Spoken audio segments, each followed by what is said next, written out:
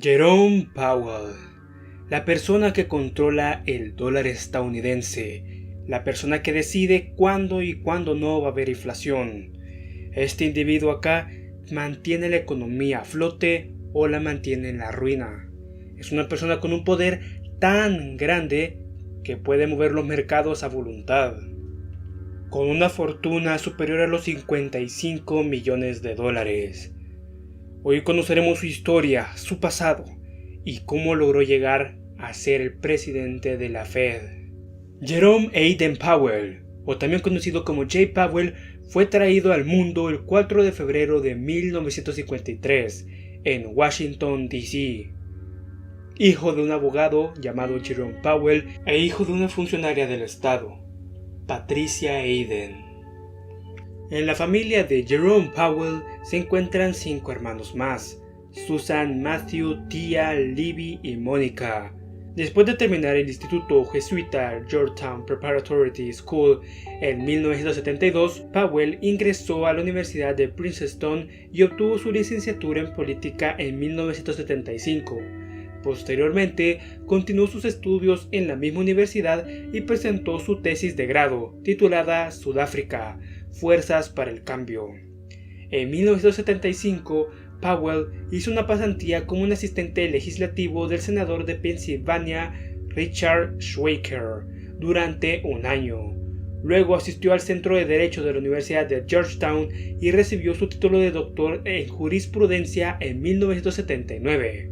Después se desempeñó como jefe de redacción del Diario de Derecho de Georgetown, comenzando a involucrarse mucho más en la política, ya que en 1979 Jerome Powell tomó un trabajo administrativo bajo el juez Ellsworth Van Griefeland de la Corte de Apelaciones del Segundo Circuito de los Estados Unidos en Nueva York. Siguiendo su camino como abogado, en 1981 se unió a la firma de abogados internacional de Davis, Polk & Wardle. Él se integró a esta firma como abogado y continuó trabajando ahí hasta 1983. De 1983 a 1984 trabajó en el bufete de abogados Verben & Macmillan. Después de eso se dedicó a la banca de inversión y se unió a Dillon, Read & Company en Nueva York. En 1990 dejó el banco de inversión como vicepresidente. Jerome siempre se identificó por ser una persona que le gustaba avanzar en puestos de presidencia. Siempre ha estado tratando de buscar los puestos más elevados en cada lugar que llega, ya que, como vimos, él llegó a abandonar un banco como vicepresidente, y de ahí es donde comenzó con su carrera política, ya que el Powell regresó a Washington en 1990. Fue nombrado subsecretario del Tesoro para Finanzas bajo la administración del presidente George H.W. Bush. Más tarde fue ascendido al puesto de subsecretario del secretario del Tesoro, el cual era Nicholas Brady, expresidente de Dillon, Read & Company. Así que vemos por qué se relacionan bastante, ya que Jerome Powell llegó a ser vicepresidente de ese banco de inversión. Durante su paso por la administración, Jerome Powell supervisó la política de las instituciones financieras y el mercado de deuda del Tesoro. Lideró la investigación del caso de operaciones falsas del banco de inversión Salomon Brothers. Bajo su liderazgo, Warren Buffett se convirtió en el presidente de la empresa. Y bajo la nueva administración del presidente Bill Clinton, Powell fue nombrado director de la oficina de Bankers Trust en 1993. De ahí llegamos bajo la nueva administración del presidente Bill Clinton, ya que ahí fue cuando Powell fue nombrado director de la oficina de Bankers Trust en 1993. De ahí renunció en 1995 cuando algunos clientes del banco sufrieron grandes pérdidas debido a acuerdos de derivados. En 1997, Powell se convirtió en socio de la firma de inversiones directas y gestión de activos llamadas The Carlyle Group. Durante el tiempo que estuvo en esta firma, estableció el grupo industrial para el Carlyle US Buyout Fund y lo dejó en 2005. Luego encontró la firma de inversión privada Severn Capital Partners. En 2008, Powell se unió al Fondo Ambiental Mundial para la Inversión Privada y el Capital de Riesgo como socio gerente. De ahí pasó a ser profesor invitado de 2010 a 2012 en el grupo de expertos Bipartisan Policy Center, con sede en Washington. Jerome Powell convenció a los republicanos del Congreso de aumentar el límite de la deuda después de la crisis del techo de la deuda de Estados Unidos en 2011 y aceptó $1 como salario anual con tal de tener ese puesto para poder reestructurar la deuda de Estados Unidos. El trabajo de Powell con el centro político impresionó a Barack Obama, quien lo nominó a la Junta de Gobernadores del Sistema de la Reserva Federal. En diciembre de 2011 se convirtió en un destacado republicano que participó activamente en los debates internos del Federal Reserve System, es decir, el sistema de reservas. En mayo de 2012, el Senado aprobó la candidatura de Powell gracias a esto, y se convirtió en el primer miembro del partido de oposición en ser nominado para este cargo desde 1988. De ahí asumió sus funciones en el sistema de reserva federal el 25 de mayo, en sustitución de Frederick Mishkin, quien renunció antes de completar su mandato. Durante su mandato en la Reserva Federal, Powell votó a favor de algunos aumentos porcentuales de las tasas y apoyó la revisión y fortalecimiento del programa de compra de bonos implícito durante la crisis financiera de 2008. En 2014, Powell fue nominado por otro mandato en el sistema de la Reserva Federal, y su candidatura fue confirmada en junio de 2014, ya que el mandato de 14 años de Powell finalizará el 31 de enero de 2028. Tenemos que saber que Powell ha apoyado la reforma Dodd-Frank Wall Street y la Ley de Protección al Consumidor, pero sugirió una aplicación más efectiva y estratégica en octubre de 2017, cuando reconoció la importancia de elevar los requerimientos de capital y liquidez para mejorar la seguridad del sistema financiero, ya que también propuso revisar la regla Volcker, diciendo que los bancos pequeños deberían quedar excluidos de esta regla.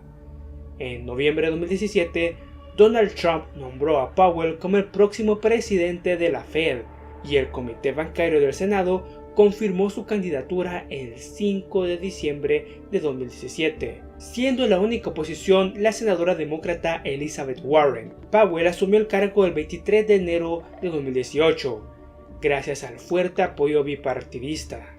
Asumió sus funciones como el 16º presidente de la Junta de Gobernadores del Sistema de la Reserva Federal el 5 de febrero. Ahora tenemos un buen contexto de la historia de Jerome Powell, que vimos que comenzó estudiando Derecho y Leyes a terminar siendo el presidente de la Fed. Algo interesante de esto es que es el primer presidente de la Fed que no tiene una licenciatura en economía, lo que realmente asombró al mundo, puesto que la Fed tiene que saber mucho de economía y administración del dinero. Y es por eso que hablemos un poco sobre su política monetaria, ya que al unirse a la Fed, Powell no era considerado un buen experto en macroeconomía o política monetaria, y en lugar de tener fuertes puntos de vista económicos, Powell fue visto como un generador de consenso y un solucionador de problemas racional y basado en hechos que estaba dispuesto a visitar Capitol Hill con frecuencia para comunicarse y escuchar todas las opiniones sobre la economía. El espectrómetro Bloomberg Intelligence de la Fed calificó a Powell como neutral en términos de puntos de vista monetarios, es decir, ni halcón ni paloma. Powell se mostró escéptico sobre la tercera ronda de la flexibilización cuantitativa, lanzada en 2012, aunque finalmente votó a favor. En el primer año de Powell como presidente de la Fed, subió las tasas y trató de reducir el balance de la Fed, es decir, acciones agresivas. En el segundo año, Powell reanudó la expansión del balance de la Fed, es decir, acciones moderadas, lo que condujo a un aumento de la multiplicidad de valoraciones de acciones a niveles no vistos desde 1999 y los años 2000. Las acciones de Powell para combatir las consecuencias financieras de la pandemia llevaron a que se recibiera más abiertamente la burbuja de activos como consecuencia aceptable de sus acciones. Las burbujas simultáneas creadas por Powell en 2019 y 2020 en los mercados de bonos, bolsas de valores y en particular los mercados inmobiliarios se conocieron como la burbuja de todo. Powell fue criticado por utilizar altos niveles de flexibilización cuantitativa. Powell ha sido criticado por utilizar altos niveles de flexibilización cuantitativa directa e indirecta, ya que las valoraciones alcanzaron niveles que se vieron por última vez en los picos de burbujas anteriores. La adopción de burbujas de activos por parte de Powell a partir de 2019 resultó en niveles de desigualdad de riqueza que no se habían visto en los Estados Unidos desde la década de 1920.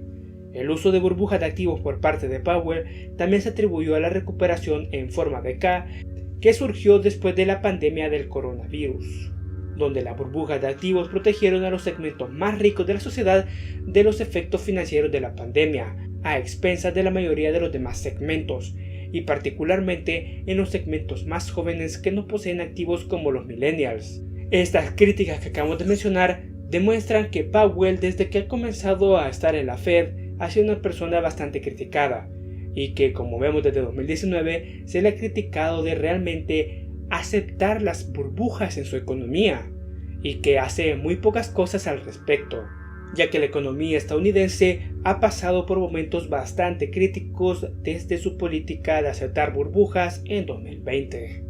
En cuanto a más críticas, tenemos que saber que Trump, a pesar de que él facilitó que Jerome Powell se hiciera el presidente de la Fed, ha criticado la decisión de Jerome Powell de endurecer la política monetaria, oponerse a la reducción de las tasas de interés federales y establecer una flexibilización cuantitativa, describiéndolas como su falta de visión.